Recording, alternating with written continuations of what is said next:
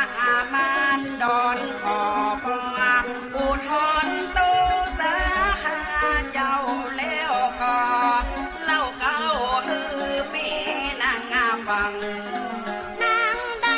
ฟังอันที่เหตุการณ์เล่ามาดังนี้ว่าอย่ามาเศร้าสีมันก็เป็นความจริงหมดแต่องค์อินจะมาจุหลอกเล่นหัวใจข้าตินเหมือนพื้นที่ของลุงมาลังวันนั้นกุมมันก็ยกมือขึ้นหน้าไหวขอองค์เทพไทยสวรรค์นาบันนาดนขอเพื่อนำนมแม่ไหลออกจากเขาแล้วก็พุ่งเข้าใส่ปากเจ้ากุมมันเมื่อจอมนงคานนาผู้จริงดังอันนาสติบ่ตั้งลวดปีนลมไปตามหมอกคุณตายว่าไว้ดังอีนึกว่าจะมีเมตติงบ่มีบุญนอเจ้าพระคุณก็จะเอาลูกลาลูกไปอยู่เมืองอาฟ้าก็ป่ออินนาตาปล่อยเมื่อมันนาอยู่กับลูกมาหน่อยสั่งเป็นตุกข้าคอยนึกว่าลูกในยาคันเป็นติดนากรรมนากระบอกบันนาบดเสียงมาเหมือนเฮากายที่เลี้ยงขว้างลุงกลางเตาไฟตั้งแต่มีไฟลูกยักษ์ขอน้อมก่อนเลี้ยงพระแม่ปีนเจ้ากับสองเขาตายายเรื่องเล่าต่อไปก็เปิดฟังแถมนาเรื่องโหกเจ้าว่าป้าเดียวเดียวตาท่านนั้นป้านินคำกับจุ่มใจเบาหน่อยเรื่องเจ้ามาหน่อยว่าจะเป็นจาใดแถมตอนต่อไปก็ค่อยบรรยายต่อสุนนาคือบรรลุล่วงบุญนามันปีนความจริงอันเรื่องเจ้าคงหินเอามาเล่า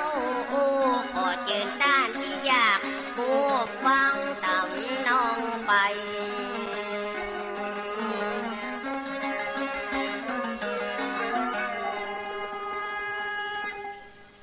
ขอถวายความเคารพพระมหาเถรานุเถระครูบาอาจารย์เจ้าทั้งหลายจุตนจุองค์เจริญสุขเจริญธรรมจงได้บังเกิดมีแก่พุทธศาสนิกชนพุทธบริษัททั้งหลายที่ได้สดับรับฟังธรรมะต่างสถานีวิทยุวัดฝ่ายหินมหาวิทยาลัยเชียงใหม่ในระบบคลื่น FM 104.50 เมกะเฮิรตซ์เมื่อค่ำยามเย็นในวันนี้เป็นวันพุธที่6มีนาคมพุทธศักราช2567ก็ได้มาพบกับพี่น้องท่านสาธุชนคนฟังทั้งหลายแถมวาระหนึ่งก็เป็นรายการสารธรรมจากวัดสลีโสดาพระอารามหลวงด้วยอัตมาภาพท่านพระครูปัญญาสังฆาการหรือท่านพระครูพมินทร์ผู้ช่วยเจ้าอาวาสวัดสลีโสดาพระอารามหลวงได้มาพบพี่น้องท่านสาธุชนทั้งหลายวันนี้ก็เป็นแถมวันหนึ่งอากาศก็ยังอบอ้าวอากาศร้อนกันพอสมควรอยู่แต่ก็มีเมฆไม้ต้นไม้อยู่ในวัดในวาก็ให้อากาศยังจุ่มยังเย็นที่บนป่าบนดอยก็คงจะอากาศร้อนเช่นเดียวกันก็เป็นช่วงฤดูหน้าแล้งหน้าร้อนเข้ามาแล้วญาติโยมทั้งหลายช่วงนี้ก็เป็นมหามงคลโอกาสที่เจ้าเชียงใหม่ได้ เป็นเจ้าภาพต้อนรับพระบรมสารีริกธาตุอรหันตธาตุแห่งองค์สมเด็จพระสัมมาสัมพุทธเจ้าพระอัครสาวกเบื้องซ้ายเบื้องขวาพระมหาสารีบุตรพระมหาโมคคัลลานะได้มาประดิษฐานไว้ชั่วคราวในหอคำหลวงอุทยานราชพฤกษ์นครเชียงใหม่เป็นวันที่2แล้ววันนี้ก็มีศรัทธาญาติโยมทั้งหลายไปกราบนมัสการกันตามกำหนดการเวลาตั้งแต่เจ้าไปถึงภาคค่ำประมาณ2 ทุ่ม3 ทุ่มเปิ้นก็ให้โอกาสได้เข้าไปสักการะบูชาท่านใดมีโอกาสได้ไปก็คงจะได้บรรยากาศที่หอคำหลวงอุทยานราชพฤกษ์นครเชียงใหม่ก็เป็นที่ไหว้ที่สาสักการะบูชามีโอกาสท่านใดมามีโอกาสเวลาก็อยู่กับบ้านกับเฮือนก็ได้เอารูปเอาภาพมาไหว้มาสักการะบูชาก็เป็นมงคลเป็นสิริมังคละเช่นเดียวกันเพื่อถวายเป็นพระราชกุศลเฉลิมพระเกียรติในพระบาทสมเด็จพระเจ้าอยู่หัวที่ได้เป็นมหามงคลเฉลิมฉลองพระชนมพรรษาครบ6 รอบ72 พรรษา28 กรกฎาคม 2567 ในปีนี้ด้วยต้นในการนี้ก็จะเอาสุภาษิตล้านนาไทยเอามาปั่นมาฝากเพื่อได้อนุรักษ์รักษาคำสอนของบรรพบุรุษบุรพาจารย์เจ้าทั้งหลายเอาไว้สืบยาวไปหน้าก็นำเอาบทที่ว่าอ้อยกับจ้างแม่ห้างกับหนานส้มกับแม่มานหวานกับคนเฒ่าอ้อยคู่กับจ้างผู้หญิงไม้ร้างคู่กับทิดกับหนานของเปรี้ยวของส้มก็คู่กับผู้หญิงมีต้องมีคันแม่มานคนเมืองเขาว่าของอาหารที่มีรสหวานก็จะคู่กับคนแก่คนเฒ่าก็หมายถึงสิ่งที่ถูกใจซึ่งกันและกันย่อมเป็นของคู่กันเป็นกรรมสุภาษิตในโบราณล้านนาไทยต้นอ้อยกับจ้างแม่ห้างกับหนานส้มกับแม่มานหวานกับคนเฒ่าของกู้กันมาโลกาเก้าเง่าพิจารณาเอาจ้องใจของควรใกล้กันจุงได้เอาไว้แม่แฝงจิ้มใกล้กวนดีหลอนใกล้หันร้ายฟังคดค้ายหนีเมื่อสมเปิงมีให้ดีเลือกได้ต้นอ้อยกับจ้างแม่ห้างกับหนานส้มกับแม่มานหวานกับคนเฒ่าของกู้กันมาโลกาเก้าเง่าพิจารณาจ้องใจของกวนใกล้กันจุงได้เอาไว้แม่แฝงจิ้มใกล้กวนดีหลอนใกล้หันร้ายฟังโคตรค้ายหนีเพื่อสมเปิงมีให้ดีเลือกได้ต้นอ้อยกับจ้างแม่ยิงไม้กับหนานกับทิดของเปรี้ยวกับแม่ยิงที่มีต้องมีคันตะลงคับพระของหวานกับคนแก่คนเฒ่าก็เป็นของคู่กันมาแต่เดิมในส่วนการปฏิบัติก็ควรพิจารณาว่าของคู่กันหากอยู่ใกล้กันจะเป็นผลดีก็ควรให้อยู่ใกล้กันแต่เข้าใกล้กันแล้วเกิดผลในทางตรงข้ามก็ควรแยกกันให้ไกลกันเมื่อเป็นเช่นนี้ก็ควรเลือกปฏิบัติให้เหมาะสมต้นอ้อยกับจ้างแม่ห้างกับหนานส้มกับแม่มานหวานกับคนเฒ่าของกู้กันมาโลกาเก้าเง่าพิจารณาจ้องใจของกวนใกล้กันจุงได้เอาไว้แม่แฝงจิ้มใกล้กวนดีหลอนใกล้หันร้ายฟังโคตรค่ายหนี สมเปิงมีร้ายดีเลือกได้อ้อยกับจางแม่ห้างกับหนานส้มกับแม่มานหวานกับคนเฒ่าก็เป็นสุภาษิตในต้นรายการเอาปั่นฝากพี่น้องท่านสาธุชนคนฟังทั้งหลายเอาไว้เป็นมรดกคำสอนของบรรพชนบรรพบุรุษของเฮาที่เปิ้นได้สืบทอดกันเอามาในด้านวรรณกรรมภาษาและเป็นคำสอนมาแต่โบราณเอามาปั่นมาฝากพี่น้องท่านสาธุชนทั้งหลายในต้นรายการในวันนี้วันก่อนได้พูดจาถึงเรื่องพระบรมสารีริกธาตุพระธาตุทั้งหลายที่ได้อัญเชิญมาแล้วก็ได้พูดถึงว่าในแผ่นดินล้านนาไทยของเฮานี่เปิ่นก็มีความเชื่อในการไหว้พระธาตุปีเกิด12นักกษัตริย์ตัวเปิ่งเพื่อได้เสริมดวงเสริมชีวิตชะตาเป็นความเชื่อของชาวล้านนาไทยในการบูชาสักการะการไหว้พระธาตุประจำปีเกิดก็จะถือโอกาสได้เอานำมามาจากันแต่ครั้งหนึ่งวันก่อนนั้นเวลาปอเนาะก็เพื่อได้เป็นของฝากของฝันกับพี่น้องท่านผู้ฟังทั้งหลายพระธาตุ12ราศีปีเกิด12พระธาตุประจำปีนักกษัตริย์ที่ประดิษฐานอยู่ใน8จังหวัด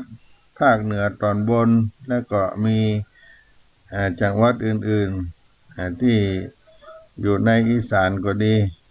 ก็มีอยู่เชียงรายเชียงใหม่ลำพูนลำปางแพร่น่านนครพนมและรวมไปถึงพระธาตุเกศแก้วจุฬามณีที่ตั้งประดิษฐานอยู่บนดาววัดติงสาดาวดึงนั้นเป็นสายดือแห่งสวรรค์เทวดาทั้งหลายก็เป็นพระธาตุที่ชาวล้านนาส่วนใหญ่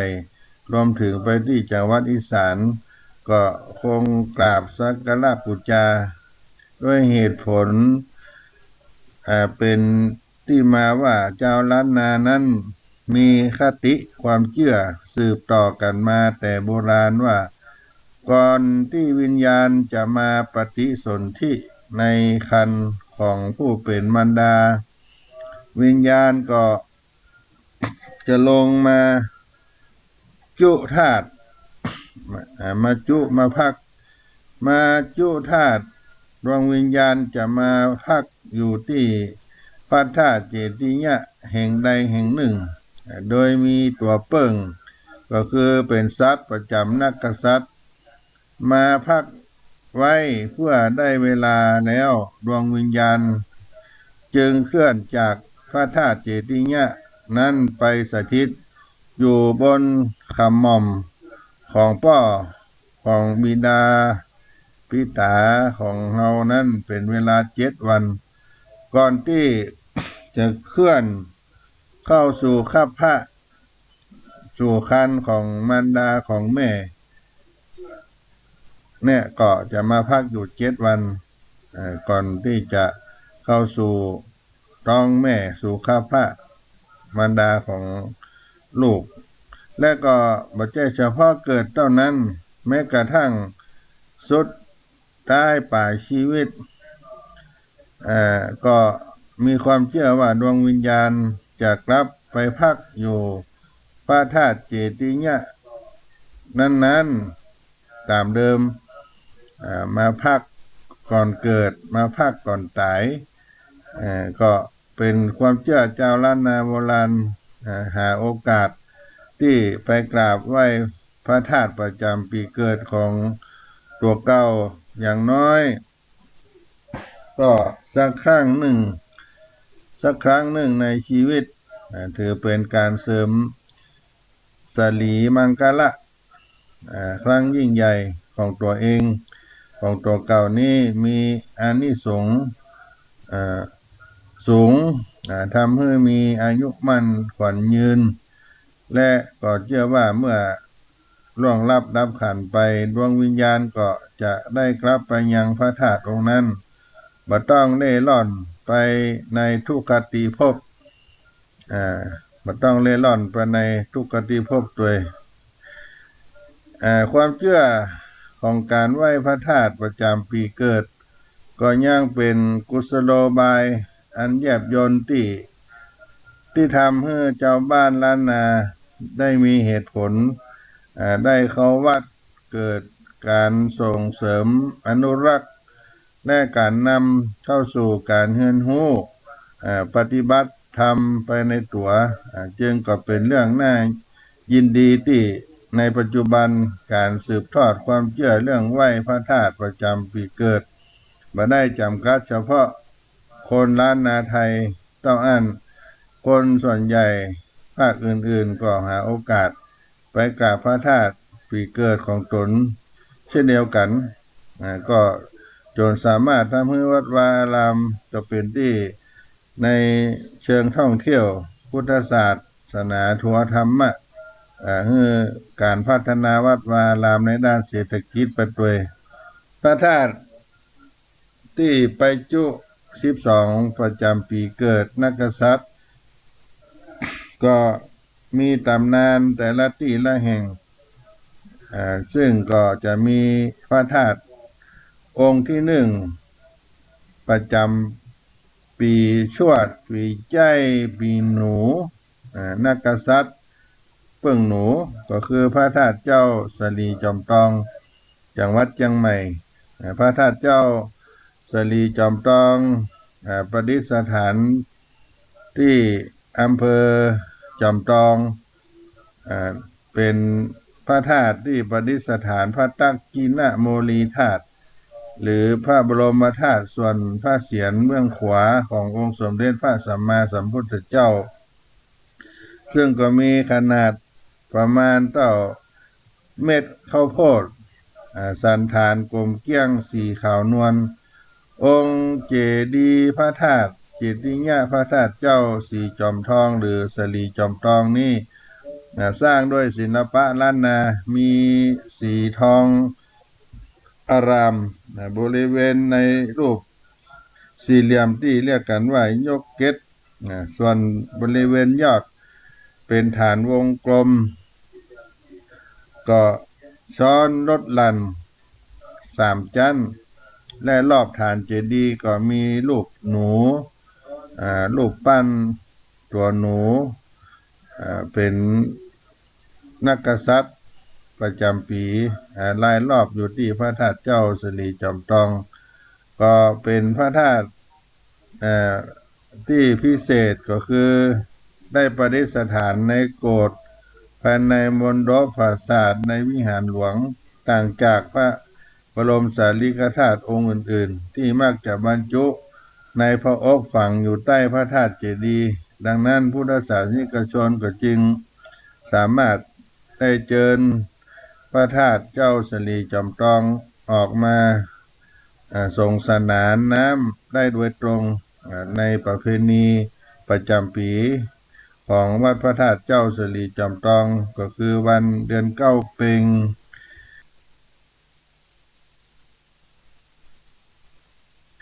และก็วันเดือน5เพ็งปีละ2ครั้งที่เพิ่นได้จัดประเพณีและพระธาตุองค์ที่2พระธาตุประจำปีฉลูปีวัวนักกษัตริย์วัวนักกษัตริย์ตัวเบิ่งเป็นงัวก็เป็นปีเป้าของคนล้านนานั่นก็คือพระธาตุลำปางหลวงอำเภอเกาะคาจังหวัดลำปางก็เป็นพระธาตุแถมดวงหนึ่งที่เป็นที่รู้จักกันของเจ้าล้านนาไทยของเฮาพระธาตุลำปางหลวงเป็นพระธาตุที่อยู่ในวัด เก่าแก่คู่บ้านคู่เมืองของล้านนาเมืองลำปางเขลางนครตั้งแต่สมัยพระนางจามเทวีในราวพุทธศตวรรษที่20แม้เวลาจะผ่านไปยาวนานหลายศตวรรษก็ยังคงสถานะของวัดเป็นวัดเก่าแก่ที่อุดมสมบูรณ์ยังคงไว้อยู่วัดพระธาตุลำปางหลวงประจำปีเป้าปีฉลูตัวนักกษัตริย์เปิ้งงัวเปิ้งวัวนอกจากนี้พระธาตุลำปางหลวงก็เป็นวัดล้านนาเพียงที่ปกีวัดที่ยังรักษารูปแบบคติแบบจักรวาลวิทยาแบบโบราณเอาไว้เพื่อเป็นการเสริมสิริมังคละให้การไปนมัสการพระธาตุลำปางหลวงของผู้เกิดปีเป้าปีฉลูได้รับอานิสงส์สูงสุดเรากับว่าได้ขึ้นสวรรค์ชั้นฟ้าก็จึงควรแก่การทำความรู้จักในจักรวาลวิทยาคติการในวัดพระธาตุลำปางหลวงในจักรวาลวิทยาในพระพุทธศาสนาก็ถือสื่อถึงจักรวาลกว้างใหญ่ที่มีเขาพระสุเมนเป็นศูนย์กลางล้อมรอบด้วยมหาสมุทรเทือกเขา7ชั้นล้อมรอบเขาพระสุเมนเป็นวงกลมสูงลดลันกันลงมาจากศูนย์กลางซึ่งศาลาโบราณล้านนาไทยก็นิยมสร้างวาดกันตามความเชื่อตามจักรวาลในวัดโบราณส่วนใหญ่ก็จึงมีความหมายสื่อถึงจักรวาลแบบพุทธศาสนาเพื่อให้ได้กราบไหว้บูชาพระพุทธรูปพระธาตุเจ้าได้พบหันจักรวาลจำลองได้สอดแทรกอยู่ในทุกส่วนของวัดก็นำไปสู่ความเข้าใจในธรรมคำสอนของพระพุทธศาสนาให้มากขึ้นสำหรับจักรวาลที่วัดพระธาตุลำปางหลวงนี้ตั้งแต่เราขึ้นบันไดพญานาคขึ้นไปบริเวณประตูทางเข้าก็ได้สื่อถึงการเชื่อมเข้าสู่สวรรค์ชั้นดาวดึงส์ก่อนจะเดินลอดซุ้มประตูหรือว่าประตูโขงเข้าไปภายในบริเวณวัดซึ่งบริเวณประตูโขงมีลักษณะอาคารเรือนยอดช้อนชั้นแบบยอดมนดบก่ออิฐถือปูนตกแต่งด้วยลวดลายปูนเป็นรูปสัตว์ป่าหิมพานต์งดงามด้วยฝีมือศาลาหลวงในสมัยโบราณสื่อถึงความเป็นป่าหิมพานต์ที่ล้อมรอบถึงเขาพระสุเมนด้วยประตูโขงแห่งนี้ก็ยังใช้เป็นสัญลักษณ์ของเมืองลำปางในตราจังหวัดลำปางแถมตัวยจากเมื่อเราเดินลอดเข้าซุ้มประตูโขงก็จะพบขวาง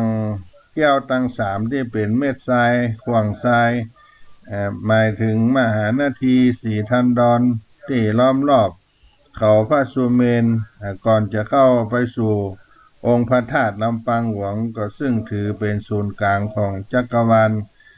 เขาพระสุเมนนั่นเองโดยองค์พระธาตุเจติญะเจ้าลำปางหลวงก็มีลักษณะทรงกลมแบบล้านนาไทยภายนอกก็บุด้วยทองจังโกยอดชัดก็ทำด้วยทองคำมีลายสลักดุลเป็นลวดลายประจำยามแบบต่างๆซึ่งลักษณะเจดีย์พระธาตุแบบนี้เป็นต้นแบบของพระธาตุหฤพุนชัยพระบรมธาตุเจ้าสิริจอมทองและพระธาตุเจดีย์บรรจุพระบรมสารีริกธาตุส่วนพระเกศาธาตุหน้าราชหน้าผากหน้ารัตะหน้าผากข้างขวาและก็ผ้าสอกระดูกคอด้านหน้าและก็ด้านหลังที่วัดพระธาตุเจ้าลำปางหลวงพระธาตุลำปางหลวงก็มีแถมอีกประการหนึ่งก็คือทวีปทั้ง4ซึ่งก็มีวิหารหลวงวิหารพระพุทธอยู่ใน4ด้านเหมือนกับ ทวีปทั้งสี่ที่อยู่ล้อมรอบเขาพระสุเมนประดิษฐานพระพุทธรูปแต่ละหลังละหลังก็เป็นที่งดงามและนอกจากนั้นก็ยังปรากฏของเงาพระธาตุอยู่ภายในวิหารหลังน้อยๆที่ในวัดพระธาตุลำปางหลวงตัวนี่ก็เป็นลักษณะอันพิเศษของพระธาตุเจ้าลำปางหลวงนอกจากนี้วัดพระธาตุลำปางหลวงก็ยังเป็นที่เคยประดิษฐานพระพุทธรูปพระแก้วดอนเต้าที่เป็นพระแก้วมรกตพระพุทธรูปคู่บ้านคู่เมืองของจังหวัดลำปางโดยจะมีการจัดงานนมัสการพระแก้วดอนเต้าในเดือน12ของทุกปีในเดือน12เพ็งของทุกปีก็เป็นประเพณีของพระธาตุลำปางหลวงตัวเปิ้งนักกษัตริย์เป็นวัวพระธาตุปีฉลูปีเป้าของล้านนาไทยพระธาตุดวงที่3ก็คือพระธาตุจ้อเฮจังหวัดแพร่พระธาตุจ้อเฮจังหวัดแพร่ประจำปีขานปีเสือล้านนาเฮาว่าปีงีเป็นพระธาตุที่เก่าแก่ของจังหวัดแพร่ก็นับเป็นพันปีก็ว่าได้นับอายุยืนยาวมาเป็นพันปีเป็นพระธาตุคู่บ้านคู่เมืองด้วยสันนิษฐานว่าจ้อเฮก็มาจากคำว่าช่อแพรซึ่งเชื่อว่ามาจากชื่อของสถานที่ตั้งองค์พระธาตุโดยโกศิยะทักษะข้าบรรพตหมายถึงดอยแห่งผ้าแพรอันงดงามที่จังหวัดแพร่สำหรับองค์พระธาตุก็เป็นสถาปัตยกรรมทรงเจียงแสนแปดเหลี่ยมสร้างด้วยอิฐบกปูนหุ้มด้วยแผ่นทองเหลืองลงลักปิดทองยอดชัดก็ประดับตกแต่งด้วยเครื่องบนแบบล้านนาภายในก็บรรจุพระธาตุเกศาธาตุพระบรมธาตุส่วนพระศอกข้างซ้ายที่ได้ประดิษฐานสิ่งศักดิ์สิทธิ์คู่พระธาตุจ้อเฮก็หลวงพ่อพระพุทธจ้อเฮพระเจ้าจ้อเฮเป็นองค์พระประธานเก่าแก่อายุหลายร้อยปีในพระอุโบสถพระเจ้าตันใจพระเจ้าตันใจหนึ่งในหลวงพ่อตันใจที่ชื่อดังของเมืองไทยนอกจากจะขึ้นชื่อด้านประทานพรให้สมความปรารถนาแล้วยังมีการอธิษฐานไม้เสียงไทยที่อยู่หลังซุ้มหลวงพ่อพระเจ้าตันใจเสียงไทยจบเป็นอีกหนึ่งรายการที่คนได้ไปกราบไปไหว้ประเพณีไหว้พระธาตุจ้อเฮก็เป็นเดือนที่ได้ประมาณเดือนมีนาคมประมาณเดือนมีนาคมก็ประมาณเดือน6เหนือเนี่ยประมาณเดือน6เหนือขึ้น15ค่ำเดือน6เพ็งก็ปีขานคนไปไหว้ไปสักการะบูชาเป็นมังกระประจำผู้เกิดปีงีปีขานพระธาตุเจ้าจ้อเฮเป็นสริมังกระบางด้านก็มีรูปเสือตัวเปิ้งเอาไปบูชาตามนักกษัตริย์ปีเกิดอันที่4พระธาตุจ้อแจ้แห้งอำเภอเมืองจังหวัดน่านเป็นพระธาตุประจำปีเมาปีเถาะตัวเปิ้งนักกษัตริย์กระต่ายเป็นพระธาตุเก่าแก่ของเมืองน่านที่มีอายุยืนยาวนานพอสมควรถ้าอู้ถึงเมืองน่านหลายคนก็นึกถึงภาพกสิบรักบรรลือโลกของภูมิม่านย่าม่านแห่งวัดภูมินทร์เป็นอันดับต้นๆโดยที่ยังบ่ได้รู้ว่าเมืองน่านนั้นเป็นหนึ่งอนุสรณ์แห่งความรักที่เก่าแก่ยิ่งกว่าภาพเขียนภูม่านย่าม่านไปก็คือพระธาตุแจ้แห้งนั่นเองพระธาตุแจ้แห้งเป็นอนุสรณ์ของความรักความสัมพันธ์ระหว่างเมืองน่านกับเมืองสุโขทัยนานกว่า600ปีสืบเนื่องจากครั้งที่ปัญญาการเมืองเจ้าผู้ครองนครน่าน ระหว่างพุทธศักราช1869ถึง1902ได้เสด็จไปช่วยพระมหาธรรมราชาธิไทยแห่งเมืองสุโขทัยสร้างวัดหลวงอภัยหรือวัดป่ามะม่วงในปัจจุบันพระมหาธรรมราชาธิไทยจึงพระราชทานพระจินธาตุเจ้า7พระองค์และพระพิมพ์เงินพระพิมพ์ทองแก่พญาการเมืองจึงเป็นที่มาของการสร้างวัดพระธาตุแจ้แห้งขึ้นเพื่อประดิษฐานพระเกศาธาตุพระบรมธาตุข้อพระหัตถ์ข้างซ้ายมาตั้งอยู่บนดอยฝั่งตะวันออกของแม่น้ำน่านซึ่ง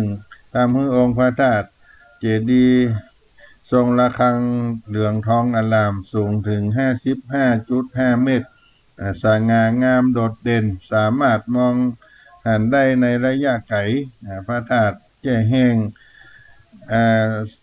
คำว่าแจ้แห้งนั้นตามตำนานพระธาตุแจ้แห้งกล่าวว่าพระพุทธเจ้าได้เสด็จมาประทับส่งน้ำที่หิมฝั่งแม่น้ำน่านนาทีทางตะวันออกที่บ้านห้วยไข่และเสวยผลหมากสมอแห้งที่พญามนราชนำมาถวายแต่ผลสมอนั้นแห้งที่สุดแห้งมากพุทธเจ้าก็จึงทรงนำผลสมอนั้นไปแจ่น้ำก่อนเสวยและทรงพยากรณ์ว่าต่อไปนี้จะมีผู้นำพระบรมสารีริกธาตุมาประดิษฐานจึงเรียกพระสถูปที่ประดิษฐานพระบรมสารีริกธาตุแห่งนี้ว่าพระธาตุแจ้แห้งที่เอาหมักสมอได้แห้งนั้นไปแจ่น้ำเพื่อจะฉันก็เป็นพระธาตุที่มีสถาปัตยกรรมเป็นเจดีย์ทรงระฆังโดยศาลาฝีมือเจ้าล้านนามีลักษณะคล้ายกับพระธาตุนิพุนชัยจังหวัดลำพูนโดยบุรอบองค์พระธาตุด้วยทองจังโกและตั้งขึ้นพระธาตุก็เป็นตัวพญานาคคล้ายกับวัดพระธาตุแถมด้วยล้อมรอบพระธาตุพญานาคก็กับพระธาตุมีพญานาคตั้งขึ้นบันไดด้านหน้าทางก็ตรงหน้าบานเหนือประตูทางเข้าหน้าจั่วปราสาทโบสถ์วิหารล้านนาก็เป็นลายนาคเกี้ยวซึ่งถือว่าเป็นเอกลักษณ์เฉพาะของเมืองน่านโดยเฉพาะประเพณีก็จะเป็นเดือน6เพ็งในการสักการะบูชาในพระธาตุแจ้แห้งเช่นเดียวกันอันที่5พระธาตุปีมะโรงงูใหญ่ก็อยู่ในวัดพระสิงห์หลวงวรมหาวิหารพระธาตุประจำปีมะโรงปีงูใหญ่หรือว่าปีสีของคนล้านนาเป็นองค์ที่5ผู้เกิดปีมะโรงก็ควรไปกราบไหว้พระธาตุพระสิงห์เป็นมังกรสักครั้งหนึ่งในชีวิตหรือหลายๆครั้งก็ได้เพื่อให้ได้เกิดความเจริญรุ่งเรืองมีอายุมั่นขวัญยืนเจ้าจังไม่ยังเชื่อว่าผู้ที่ได้เจ็บไข้ได้ป่วยสามารถมาขออธิษฐานสุขภาพแข็งแรงหายทุกโศกโรคภัยได้เช่นเดียวกันความศักดิ์สิทธิ์ดังกล่าวเกิดจากศรัทธาที่ทรงรุ่นสู่รุ่นนานเกือบ700 ปีนับตั้งแต่พระสิงห์หรือพระพุทธสิหิงค์เป็นพระพุทธรูปโบราณศิลปะยังแสนโบราณปางมาลาวิจัยวัดสมาธิเพชรสร้างขึ้นในลังกาเมื่อพุทธศักราช700และเป็นที่รู้จักกันในชื่อยังแสนสิงห์หนึ่งได้รับการอัญเชิญจากพญาแสนเมืองคือมาประดิษฐานไว้ในพระวิหารลายคำณวัดพระสิงห์จนได้ถือได้ว่าเป็นพระพุทธรูปศักดิ์สิทธิ์คู่บ้านคู่เมืองจังหวัดเชียงใหม่ต่อมาในรัชกาลที่8ของราชวงศ์จักรีวัดพระสิงห์ได้รับการสถาปนาเป็นพระอารามหลวงชั้นเอกชนิดวรมหาวิหารก็มีชื่อว่าวัดพระสิงห์วรมหาวิหารก็ได้บรรจุพระเกศาธาตุในพระธาตุหลวงพระสิงห์โดยสร้างขึ้นใน คนที่เกิดปีมะโรงก็ได้ไปหาโอกาสได้ไปกราบไปไหว้พระธาตุเจดีย์พระธาตุหลวงซึ่งประดิษฐานพระเกศาธาตุก็สร้างขึ้นในปีเดียวครับสร้างวัดก็คือ1888ก็จึงแนะนำว่าควรเผื่อเวลาหลังจากการกราบไหว้พุทธสิหิงค์และพระธาตุพระสิงห์ไว้เพื่อจะได้เยี่ยมชมในศิลปะต่างๆในวัดพระสิงห์วรมหาวิหารด้วยก็มีหลายอันหลายอย่างในวัดมีหอธรรมมีพระอุโบสถที่ควรไปชมไปเยี่ยมดูในปีสีปีมะโรงเนาะคนเกิดปีที่5และต่อมาพระธาตุประจำปีมะเสงปีงูน้อยเป็นพระธาตุมหาเจดีย์4มหาโพธิ์พุทธกายาซึ่งความเชื่อของคนล้านนาเฮาที่ผู้เกิดปีมะเสงได้ไปกราบไปไหว้ถึงประเทศอินเดีย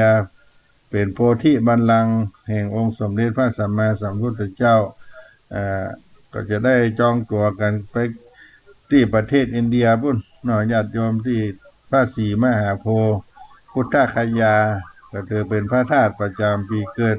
ปีมะสิงปีมะเสงตรงกับพระธาตุหลวงศรีมหาโพธิ์พุทธคยาแต่ว่า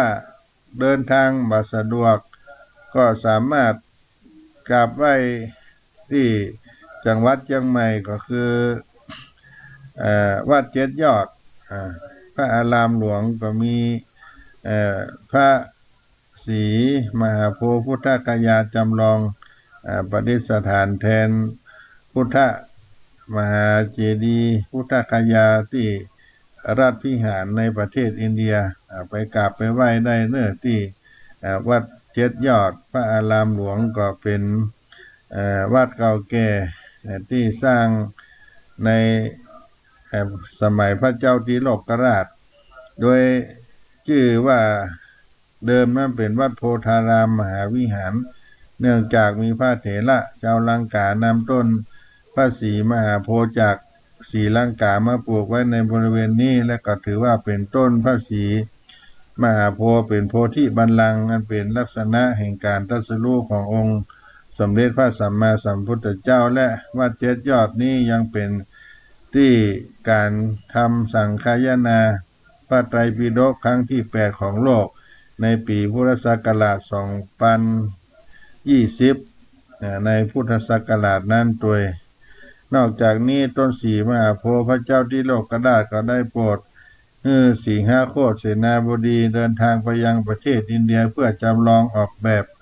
เจดีย์และสถานมหาสถานมาสร้างณวัดแห่งนี้โดยมีโพธิบัลลังก์เป็นศูนย์กลางก็ไปกราบไปไหว้กันเนาะปีมะเสงในวัดเจ็ดยอดพระอารามหลวงต่อไปพระธาตุปีมะเมียปีมะเมียนี้ก็เป็นพระธาตุเจดีย์ชเวดากองชเวดากองนี่ก็อยู่เมืองสวรรค์เมืองจันทร์ดาวดึงส์ก็ไปจะไปนั่นก็ไปยากเนาะ เป็นพระธาตุเจดีย์ชเวดากองอยู่ประเทศพม่าญาติโยมอยู่เมืองพม่าอยู่สวรรค์แดนพม่าเมืองย่างกุ้งประเทศพม่าชเวดากองเมืองหลวงพม่าคนเกิดปีมะเมียก็ได้พระธาตุเจ้าปีนี้ได้เป็นตัวเปิ้งตัวนักกษัตริย์เป็นม้าที่ประเทศพม่าซึ่งก็อยู่ประเทศใกล้เคียงของเฮานี่ที่ชเวดากองนั่นก็อลังการงดงามมากมายถ้าใครได้ไปกราบไปไหว้พระธาตุเจ้าเจดีย์ชเวดากองรวมไปถึงเมืองพม่านั้นก็มีพระธาตุอินแขวนที่เป็นแหล่งสักการะเปิ้นว่าถ้าหากไปเมืองพม่าลำบากไปยาก ก็ยังมีที่วัดพระบรมธาตุบ้านตากเปิ้นเอาพระธาตุจำลองเอาไว้สร้างที่วัดพระบรมธาตุเป็นพระธาตุเจดีย์ชเวดากองจำลองบรรเป็นพระบรมสารีริกธาตุส่วนพระนาราชนาภาคพระเกศา4 เส้นประดิษฐานไปกราบไปไหว้ที่วัดพระบรมธาตุพระมหาธาตุเจดีย์ชเวดากองจำลองจังหวัดตากก็ไปไหว้ที่หั่นได้ถ้าใครมีโอกาสไปเมืองพม่าก็สามารถไปไหว้ที่พระธาตุหลวงชเวดากองประเทศพม่าคนที่เกิดปีมะเมียเปิ่งมาปีสีไส้สังงาเนาะปีมะเมียนี่ปีม้าก็ไปกราบไปไหว้กันได้แล้วก็พระธาตุปีมะเมปีแปะก็คือพระบรมธาตุเจ้าดอยสุเทพพระนครเชียงใหม่ดอยสุเทพเป็นสีประเพณีเป็นสง่าบุพาชาติล้วนงามตานามล้ำก้านครปิงเป็นคำขวัญของจังหวัดเชียงใหม่ก็มีพระบรมธาตุเจ้าดอยสุเทพอยู่คู่กับนครพิงเชียงใหม่มานานกว่า600 กว่าปีก็ไปกราบไปไหว้สักการะบูชาพระบรมธาตุเจ้าดอยสุเทพซึ่งก็เป็นที่รู้จักกันนะครับบรรดาพุทธศาสนิกชนชาวท่านทั้งหลายมาถึงเชียงใหม่ก็ต้องมาไหว้พระธาตุเจ้าดอยสุเทพซึ่งเป็นหัวใจสำคัญของพระนครเชียงใหม่ได้มาไหว้มาสักการะบูชาก็มีสิ่งที่เป็น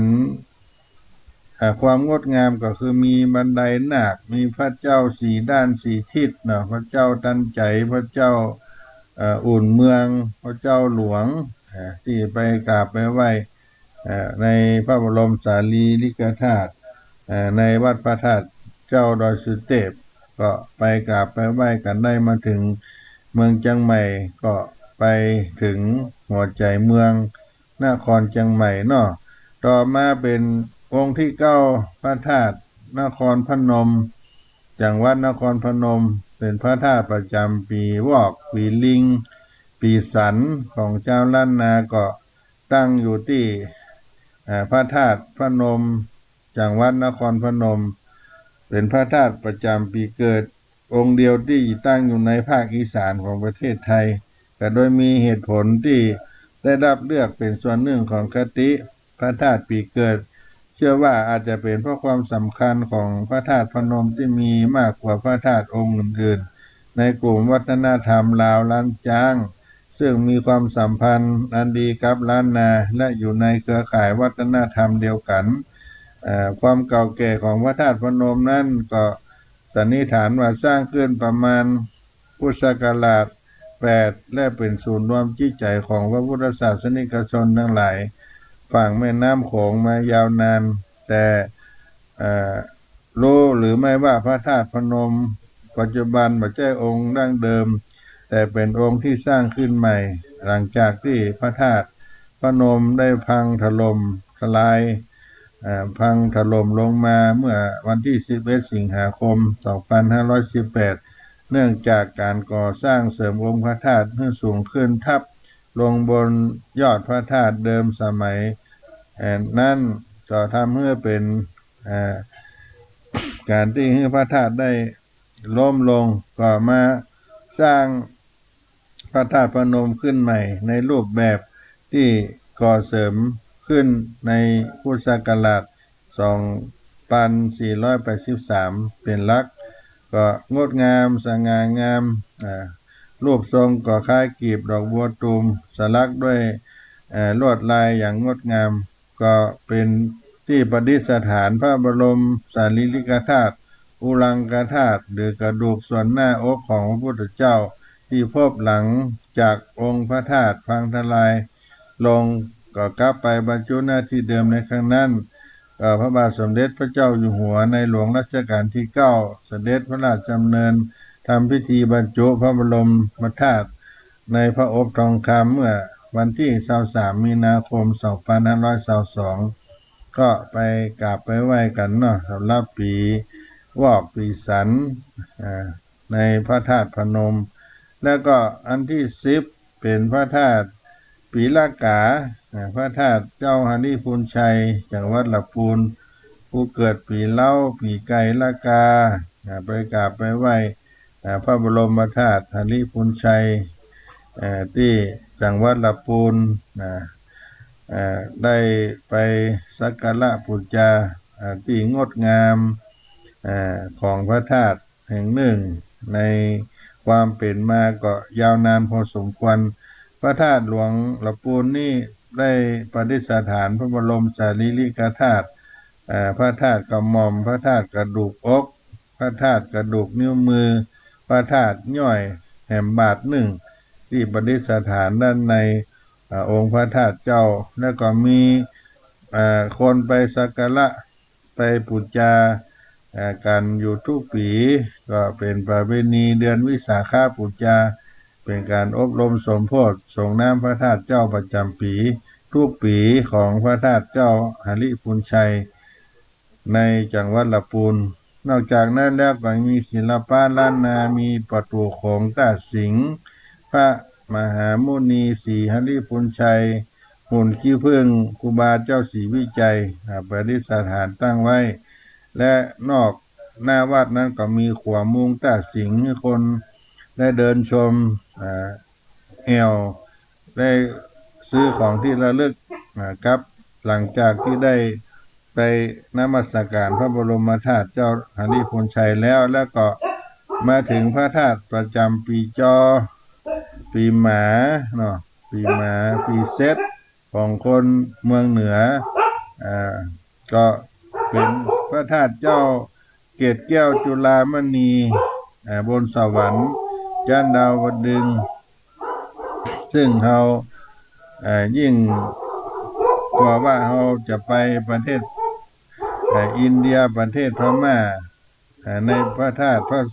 ศรีมาเสงมาเมียแล้วก็ยังลำบากต่อการขึ้นไปนมัสการที่เมืองสวรรค์จันดาวดึงเพราะประดิษฐานพระธาตุเกศแก้วจุฬามณีความเชื่อของเจ้าล้านนาผู้เกิดปีเซตปีจอปีหมาโดยพุทธประวัติกล่าวว่าพระธาตุเกศแก้วจุฬามณีเป็นที่ประดิษฐานพระทันตธาตุซึ่งพระอินทร์นำมาจากพระบรมธาตุที่โตนาพรามเอาไปซ่อนไว้เมื่อครั้งการแบ่งพระบรมสารีริกธาตุของพระพุทธเจ้าคือแก่เมืองต่างๆเอาไว้บูชาและเมื่อพุทธประวัติเจ้าล้านนาก็ลงความเห็นว่าคนที่เกิดปีจอสามารถนมัสการพระธาตุที่อยู่ในจังหวัดเชียงใหม่ก็คือวัดเกศการามแทนได้พระธาตุพระเกศการามก็จะฟ้องชื่อกับพระเกศแก้วจุฬามณีนั่นเองวัดเกศการามอยู่จังหวัดเชียงใหม่ไปกราบไปไหว้กันได้เนอะแล้วก็อันสุดท้ายพระธาตุประจำปีจ้างปีไก่ปีกุลคนไทยก็ถือว่าเป็นปีหมูแต่คนเมืองเฮานั้นถือว่าเป็นปีจ้างปีไก่ปีกุลเบิ่งจ้างเบิ่งหมูก็คือพระธาตุเจ้าดอยตุงจังหวัดเชียงรายในล้านนาเหนือสุดของแดนสยามพระธาตุเจ้าดอยตุงที่มีความสำคัญยาวนานมาพันกว่าปีพระธาตุดอยตุงก็เก่าแก่ย้อนไปเมื่อครั้งพระมหากัสสปะได้ทรงปักตุงตะขาบที่มีความยาวถึงปันวาไว้บนยอดดอยบริเวณที่ประดิษฐาน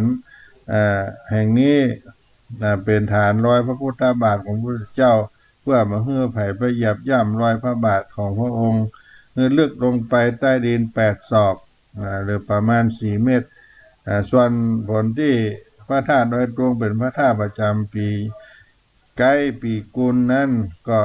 มีเพราะว่าปู่เจ้าลาวจกและพญามังรายที่เป็นต้นราชวงศ์กษัตริย์ยังใหม่ไปประสูติในปีกุลนั่นเองก็ไปกราบไปไหว้พระธาตุนี้จะพิเศษมี2 องค์คู่กันทรงปราสาทยอดทรงระฆังกลมเล็กฐานสี่เหลี่ยมกุด้วยกระเบื้องดินเผาลงลักปิดทองด้วยทองเหลืองอลามแต่เดิมเป็นพระธาตุโดยตรงที่มีองค์เดียวสร้างกับพระเจ้าอุชุตราชกษัตริย์ผู้ครองเมืองโยนกซึ่งทรงอัญเชิญพระบรมสารีริกธาตุส่วนพระลักษณ์ขวัญเบื้องซ้ายกระดูกไหปลาของพระพุทธเจ้าได้รับมอบพระมหากัสสปะมาประดิษฐานในองค์ปฐมบนโดยตรงซึ่ง